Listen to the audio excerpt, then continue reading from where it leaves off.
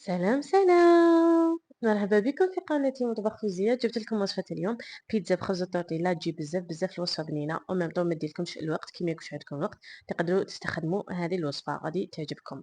نحتاج المقادير: عندي فرماج تاع طاطيني، عندي زوج حبات، عندي فرماج طازج ملعقة كبيرة، وعندي فرماج كريمي تاع لافاش كيري كذلك ملعقة كبيرة. نخلطوهم، من بعد نجيب الفلفلة تاعي نص حبة، وكذلك حبة بصلة صغيرة نقطعها. إذا ما تبغوش البصلة تقدروا تستغنوا عليها، يعني اختياري. اوكي. من بعد جبنا الطبقة الأولى خبز تورتيلا، ومن بعد نزيد الحبة الثانية ونزيدو مع الفرماج. انا ما درتش لاصوص تاع البيتزا، ما كانش عندي، يعني قلت لكم خفيف ظريف يعني سريعه. اذا كان عندكم لاصوص واجده تقدروا تستخدموها في بلاصه الفرماج اللي درتو انا. اوكي، متفاهمين على هذه النقطه.